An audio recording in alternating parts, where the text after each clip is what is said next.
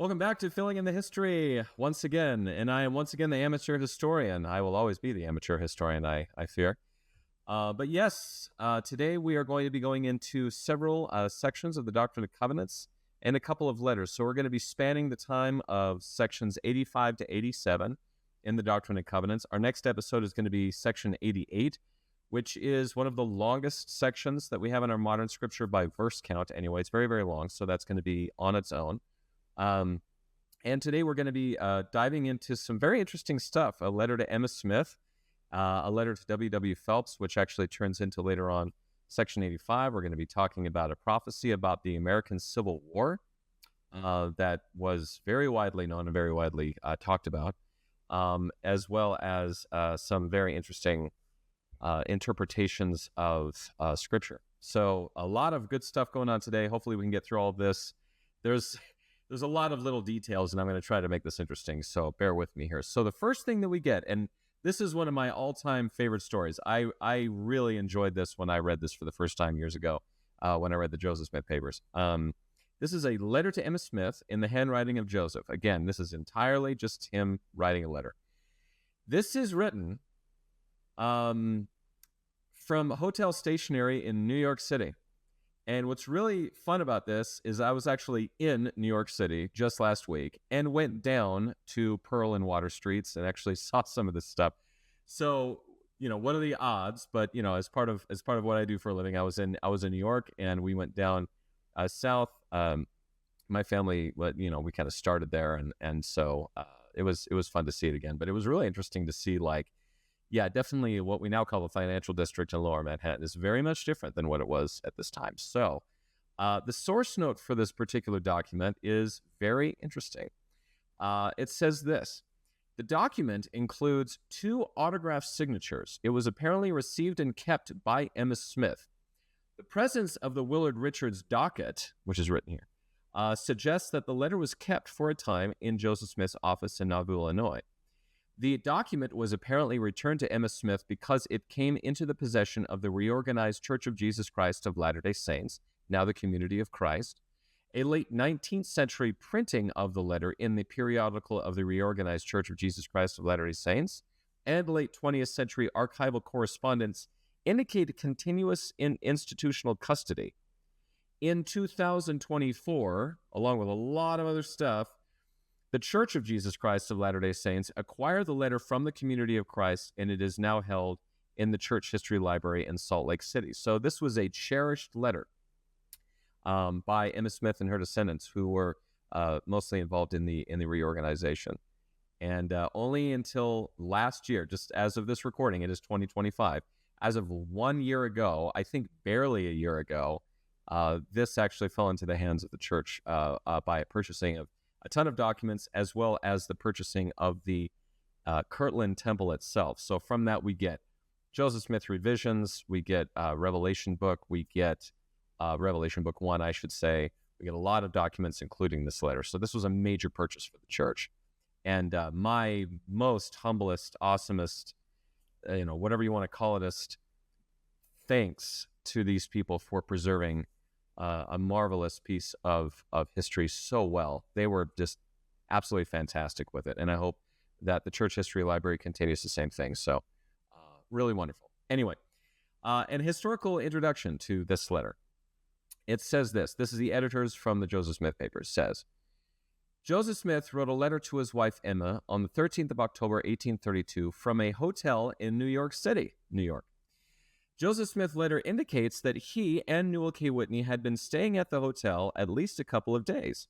The letter references an earlier communication to Emma during the same trip, but only this one is extant. Joseph Smith was in New York with Whitney, who had been commanded in a revelation dated in the 22nd and 23rd of September, 1832, to travel to the cities of Boston, New York City, and Albany to, quote, warn the people of those cities with the sound of the gospel.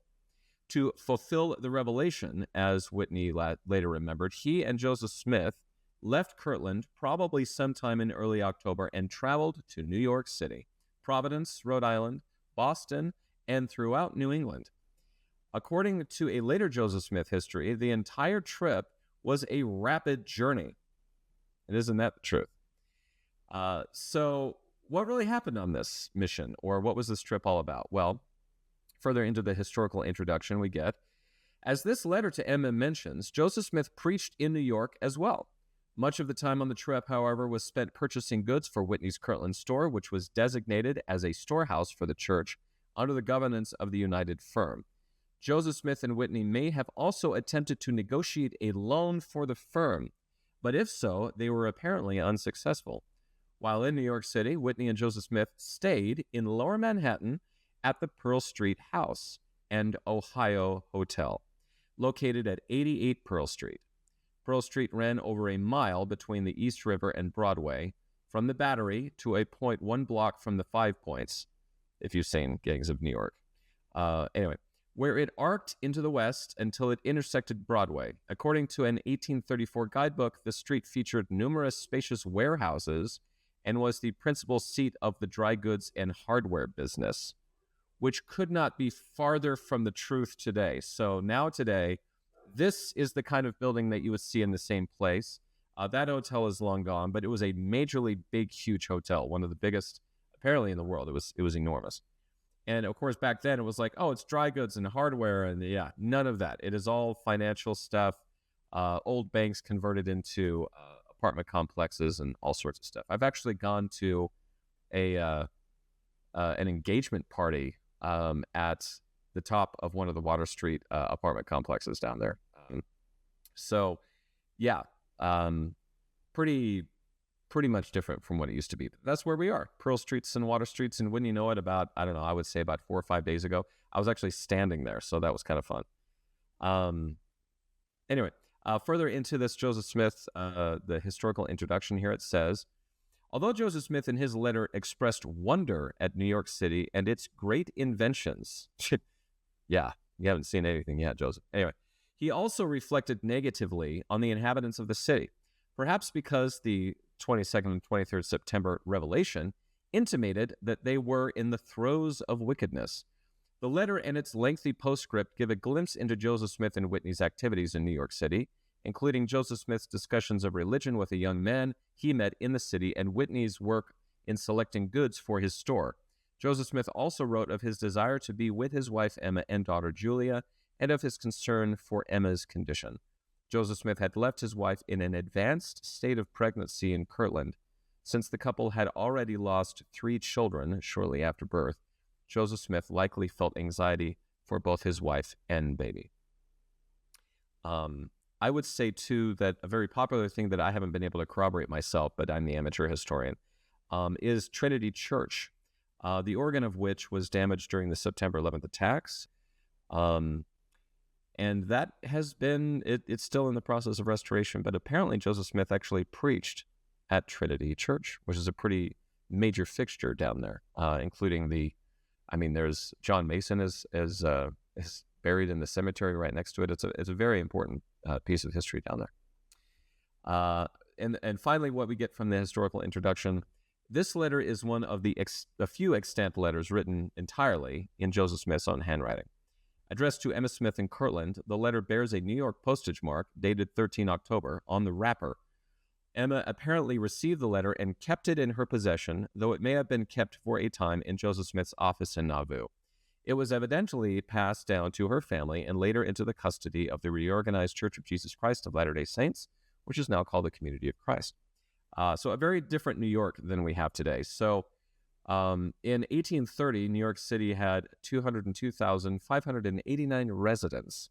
This did not include Brooklyn, which had another 12,406. So today, and there was all the boroughs of New York were sort of put together when they were trying to not get Theodore Roosevelt elected.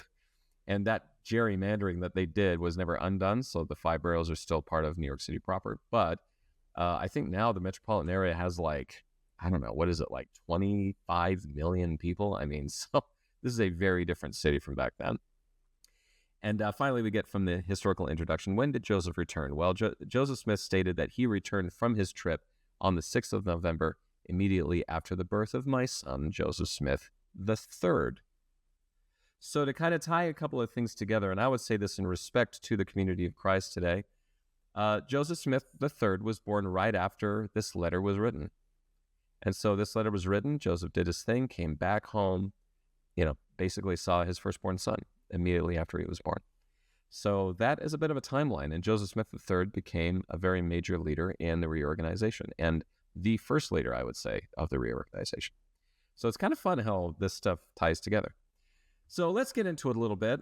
Again, I kind of focus in on these letters because you don't get a whole lot of them. In fact, if memory serves, this might be the last one that we get. So I focus in a little bit more. I hope you don't mind.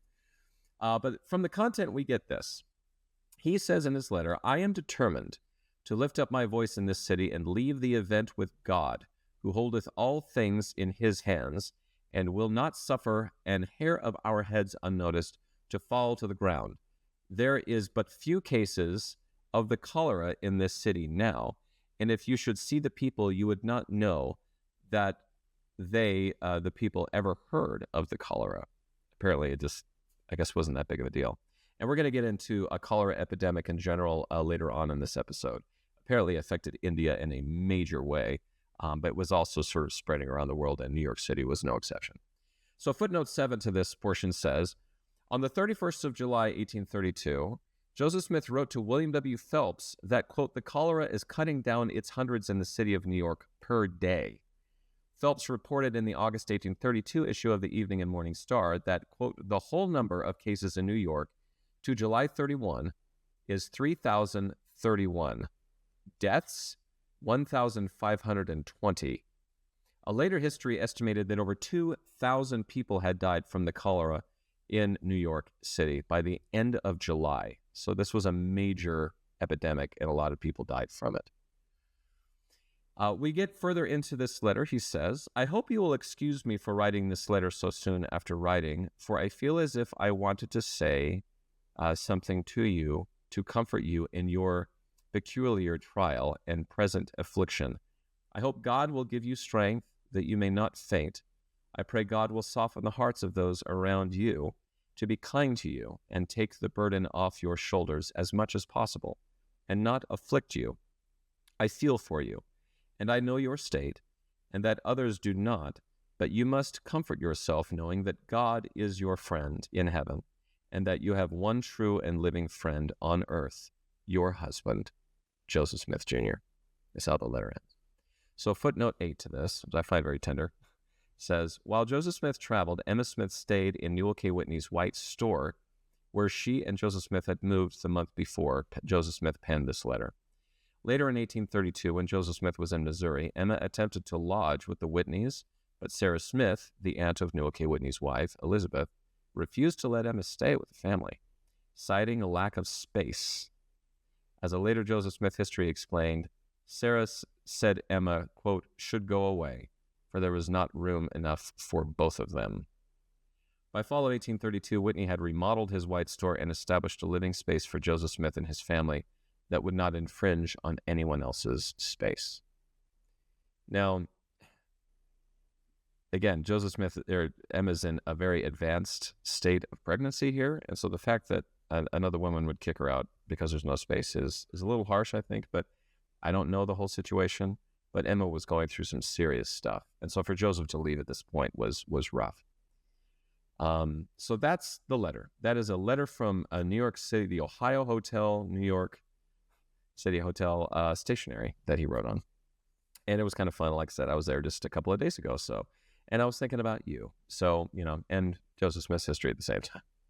Anyway, we get a couple of very brief things after this letter. One is the minutes of a meeting where John Boynton was ordained an elder. So there was apparently a meeting, they gathered together, and he was ordained. We then get a letter to WW Phelps, William W. Phelps. This later turns into what we call Section 85. And this is a bit of a mess, to be honest with you. Usually there's some like clean copies. This letter, things are crossed out and things are out of order in the original copy. Later on, it becomes a little bit more of a solid thing, but this was a mess to research. I will say that. This is a letter written to W.W. Phelps. It is written in the handwriting of Frederick G. Williams, and the last portion of it is actually in Joseph Smith's own hand. And the copy that we make here is actually found in a letter book. So this letter book was basically, they would write a letter, they would make a copy of it into a letter book, and then they would send the letter off. And so that's what we have. We do not have the extant original letter. It says letter first at the top as well as page 1. So this is letter book 1, very first thing you get. So I found this interesting. It is 4 pages long, and it is kind of a hot mess. So we're going to take some of the order of the content from the Evening and Morning Star and from the manuscript history, because they're a little bit more in line with what you would read today in Doctrine and Covenants as we have it now. So the copy, there's also a copy made. So this original book, there's a lot of corrections and redactions, and Joseph Smith sort of maybe copied down the wrong things at the wrong time. Anyway, it's the first thing they write in this book, so I'm sure they needed to get their order together. But we also have a copy of this in the 1832 Evening and Morning Star, and this one matches what you see today, except for at the very end, we get some additional content. Now, what this is at the very end of this, what you get is, hey, if you're not consecrating your property, you don't get an inheritance, you don't get to be a part of all of this. And then it cites a scripture from the book of Ezra, 2nd chapter, 61 and 62nd verses. And the only difference that we get from the Evening and Morning Star that you don't see today is that it just reads off what the scripture is. And I quote, "And of the children of the priests, the children of Habiah, the children of Koz, the children of Barzillai, I'm not sure. Anyway, which took a wife of the daughters of Barzillai, the Gileadite, and was called after their name. These sought their register among those that were reckoned by genealogy, but they were not found. Therefore were they, as polluted, put from the priesthood." And the idea was that, look, if you're not going to be a part of this, then you don't get to be a part of any of it. So the only thing the Evening and Morning Star does is quote the scripture itself. So if you'd like to go back to Ezra chapter 2, verses 61 and 62, then be my guest. That is what they are quoting. The manuscript history also appears, as we see in the Doctrine and Covenants, and that makes sense because the original Doctrine and Covenants for a very long time, up until 2013, was based on the manuscript history. So that's what you get. So a little bit of the circumstances surrounding this. So letter book 1 copies this as letter 1 and gives you the date. That's all you get. Not really an introduction, but we are extracting portions of a letter. So the best that we can do as far as an introduction, that we're just kind of extracting portions of the letter itself, because it's not like "Thus saith the Lord," sort of revelation like we get in the other Revelation books.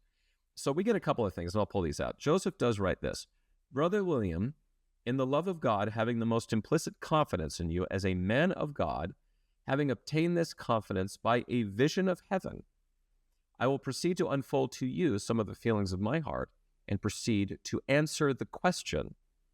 Now, there are 2 questions that are asked, and these are the answers. Now, you don't see these in this section as you get them today in section 85, but this is how it was originally written. So he then proceeds to give the first answer, which is to keep a history of the church record, plus a record of consecrated properties and inheritances, and also the way the saints live their lives, which I thought was interesting. The second answer to that question was, people who don't obey consecration are not on the records of the church. Punishments and warnings for those who fight against Zion and her leaders are sort of enumerated as not very good. You don't want to do that, basically, according to this section. And according to this letter in this revelation. Now, the firsts and the seconds and all those sort of like, hey, firstly this and secondly that, those have been removed from your current copies. But that's what it originally was. In the Evening and Morning Star, we get kind of an introduction to this, which says, "In relation to the consecrating and continuing worthy and faithful to the end, we make the following extract of a letter." And this is the WW Phelps letter. The manuscript history gives us a little more. It says, "I continued the translations and ministering to the church through the fall, accepting a rapid journey to Albany, New York, and Boston," which we have a letter from New York, "in company with Bishop Newell K. Whitney, from which I returned on the 6th of November, immediately after the birth of my son, Joseph Smith III. In answer to the letters received from the brother in Missouri, I wrote as follows." And the introduction that I've just given about, William, you're a man of God, I trust you with these things, that is copied over in this in the manuscript history. So the manuscript history sort of lifts that from the letter book number 1 and places that here. So we've already read that. And we get a little more from the historical introductions. So the editors of the Joseph Smith papers have given us this. It says, the letter presented here reflects the continuing difficulties between Joseph Smith and leaders in Missouri. Although Joseph Smith expressed consternation about some of the leaders, he also conveyed satisfaction about Phelps's devotion. Such praise was in stark contrast to a 31 July letter that chastened Phelps for his cold and indifferent manner. So, maybe things are getting better, but there's still a bit of a conflict here. Now, of the 810 people to this point who had moved to independence, some of them would not consecrate their properties and therefore didn't get inheritances. And so a little further into our historical introduction you get, in writing to Phelps, Joseph Smith highlighted the need for the church to maintain the system of consecration in Zion that previous revelations had established. He explained to Phelps that the Lord's clerk, John Whitmer, was to keep a book of the law of God to record the names of those who consecrated their property and received their inheritance. Individuals who did not comply with the consecration commandment were not to be listed. In this way, the church could keep an orderly record of consecration and of inheritance distributions, which makes a ton of sense. If you're talking about money and property, you've got to have some sort of a record. I kept wanting to say record. I don't know. Anyway, record. So we really wanted this record pretty badly. So this was something that really turns the page, and I really appreciated the editors for putting this in from the historical introduction. And they say, record keeping was of great concern to Joseph Smith at this time. After sending Oliver Cowdery and Whitmer to Missouri in November of 1831 with a record book containing copies of his revelations, Joseph Smith purchased another record book in February or March of 1832, into which he and Frederick G. Williams began copying revelations that had been dictated since November of 1831. Probably only a few months before writing this November letter to Phelps, Joseph Smith composed his first history, quote, the history of the life of Joseph Smith, Jr., an account of his marvelous experience, and also an account of the rise of the Church of Christ in the eve of time. In this July 1832 letter to the Missouri Saints, Joseph Smith instructed Phelps to remind Whitmer of the need to, quote, keep a history of the church and the gathering. Moreover, the same day that Joseph Smith composed the November letter to Phelps, Joseph Smith purchased a record book and began his first journal, quote, for the purpose to keep a minute account of all things that come under my observation, etc. Instructing Phelps and Whitmer about keeping a book of the law of God fits with this general pattern of maintaining records. However, if Phelps or Whitmer kept such a record at this time, it is not extant. So even after all of that, that book was never actually made. So I think that's kind of what's interesting. And by the way, everything I've just read to you, all these books that Joseph starts buying and they start using and they start putting together, they constitute much of what most, if not all, basically, of what our episodes have covered up to this point. So the Revelation books, the letter books, the journals, the histories that he wrote, all of those things, we've already gone through all of that. That's everything leading up to this point. So just to kind of give a sense of where we are in the history. A lot of what I have been talking about kind of chronologically starts right about now. So I just to kind of give that little context. The original of this, however, has not been located. Now, there is one small difference in the current section headings, and that is that in 1981, we called him WW Phelps, and we call him William W. Phelps in 2013. So I hope that doesn't upset any of you or shake you to the core. Anyway, so that's all you get out of current section headings. So really not a whole lot of change there. All right, so let's get into a little bit of content and footnotes of this. It is the last part of page 1, which is crossed out, and most of page 2 is crossed out until we get to, secondly, it is contrary to the will and commandment of God that those who receive not the inheritance by consecration, etc., etc., etc. So kind of the whole first answer, if you will, more or less is crossed out, and then secondly, we get into that. That's not crossed out. And a lot of that is in Joseph Smith's hand. So a footnote to all of that content, which I won't read out because it's basically the entire revelation. It says from footnote 5, at this point, Frederick G. Williams apparently began copying a latter portion of the letter. Joseph Smith then took over the copying, still in the wrong part of the letter, and copied several lines. Williams transcribed the rest of the section before realizing the mistake and crossing out the section. The entire canceled portion appears later in this letter. So, whoops, we both basically wrote the same wrong thing down. And we're people. Sometimes you just make that mistake. So, anyway, I'm sure they were like, we just barely started this book and we kind of messed it up. So, anyway, some of the content from within the letter gives us this. It says, it is contrary to the will and commandment of God that those who receive not the inheritance by consecration agreeable to this law which he has given, that he may tithe his people to prepare them against the day of vengeance and burning, should have their names enrolled with the people of God. Neither is the genealogy to be kept or to be had where it may be found on any of the records of the history of the church. Their names shall not be found, neither their names nor their fathers, or the names of their children written in the book of the law of God. So, pretty clear. Like, if you're not a part of this, you are not a part of this. Footnote 8 says, after conversing with Joseph Smith about this passage in January of 1834, so about a year later, Oliver Cowdery told John Whitmer, quote, the names of the saints are to be kept in a book that contains the law of God. This is what is meant in Brother Joseph's letter, unquote. Joseph Smith's handwriting appears again here on page 3 for the rest of the page, which is kind of cool. And the text to this, we get a little further into this, says, to set in order the house of God and to arrange by lot the inheritance of the saints whose names are found in the names of their fathers and of their children, enrolled in the book of the law of God. And footnote 13 is kind of funny. It says, no such record kept by Whitmer or Phelps during this period is extant.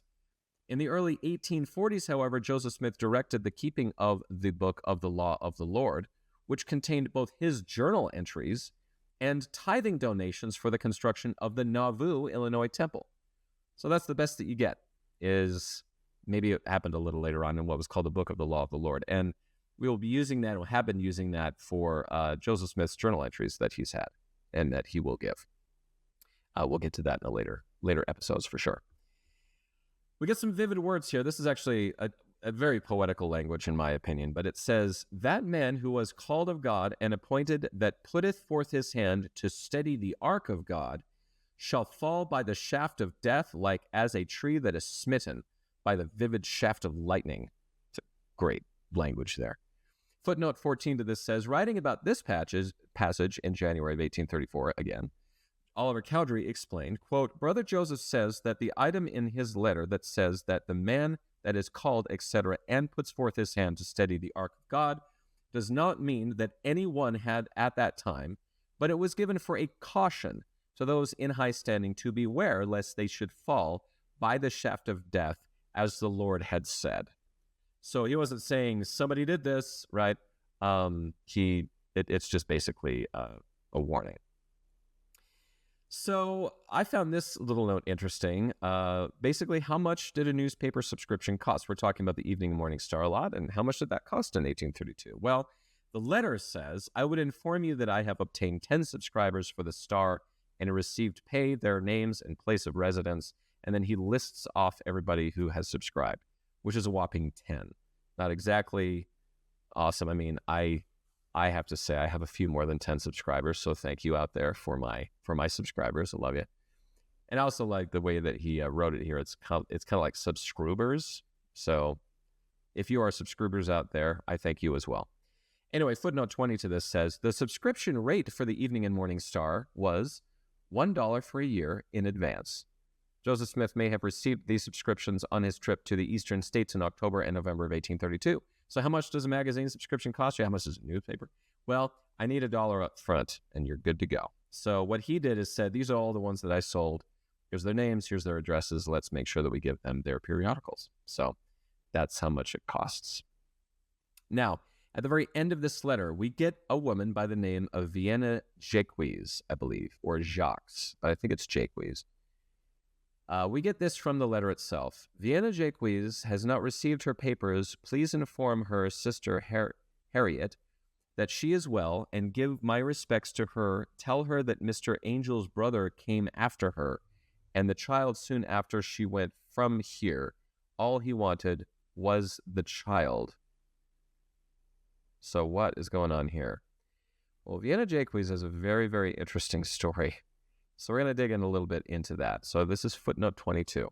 It says, Vienna Jacques' sister Harriet was married to a Mr. Angel. In July of 1832, Orson Hyde and Samuel Smith stayed with the Angels near Providence, Rhode Island.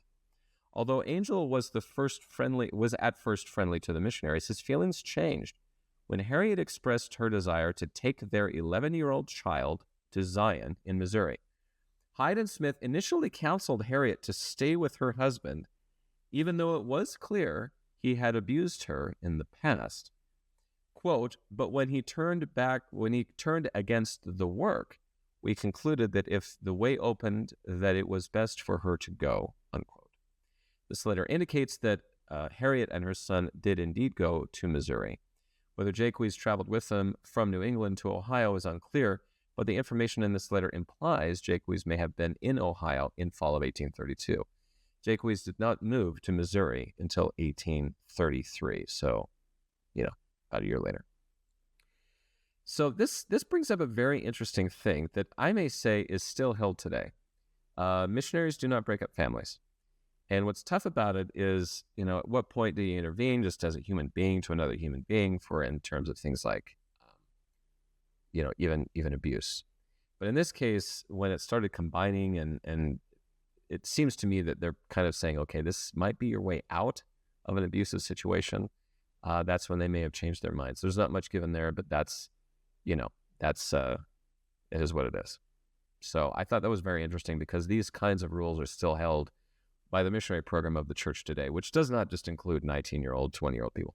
This includes, senior couples and all sorts of stuff. This is a very strong thing that we use today. So I find it interesting that this had its origins in the very early days of the church. So Vienna Jacques is very interesting because she's actually kind of in the thick of things. And I would even argue that if you've ever seen films made by the church, usually Vienna is sort of absorbed in a couple of imaginary characters that sort of live through this history. Because she is present for a lot of very interesting things. So I pulled this from the appendix of the biographical directory of the Joseph Smith Papers. And it says that Vienna went on to Kirtland, consecrated herself, and received an inheritance in Missouri. So she actually participated in this. She attended to the camp of Israel during their period of sickness. When they all sort of fell sick, she actually administered to them during that episode. She actually moved to Nauvoo, and she left with the Saints in 1847 to go to Salt Lake. She arrives in the Salt Lake Valley in October of 1837 as one of the very first companies. So she's not July of 1847, but just a few months later. So she was one of the first. And she actually is buried. She passed away and was buried in Salt Lake City itself. So this is a woman who went through the entire adventure, Kirtland, Nauvoo, Camp of Israel, all the way through to Salt Lake Valley. So very, very fascinating. And that is our first part. I did want to mention one thing that comes from this section, which is kind of strange. So I'm just going to read this off because this has never really been answered, and I thought this was interesting. So what is currently called verse 7 is from this same letter, and it says, "And it shall come to pass that I, the Lord God, will send one mighty and strong, holding the scepter of power in his hand, clothed with light for a covering, whose mouth shall utter words, eternal words, while his bowels shall be a fountain of truth, to set in order the house of God, and to arrange by lot the inheritances of the saints, whose names are found in the names of their fathers and of their children, enrolled in the book of the law of God. And then it says, while that man who was called of God and appointed putteth forth his hand to steady the ark, shall be, smitten by the vivid shaft of lightning. So very interesting. There's been some people throughout the history of the church leading up to like from then to, now 2025, but sort of claimed to be this person clothed with light and power and all this stuff. To me, the interpretation of this, amateur historian, to me, the interpretation of this is that there's a guy out there that's going to be kind of enforcing this consecration of properties and kind of making this done in Zion. But apparently that was never needed because it's never really come to pass. So we don't really have an identity of who this person is. Some people might even just say that it's maybe Newell K. Whitney as the bishop, or maybe it's Joseph as the prophet. I don't know. But just wanted to point that out, that one's been misinterpreted through the years by different things. And I won't get too much into that, but kind of one of those unanswered things about this section that we have from this letter.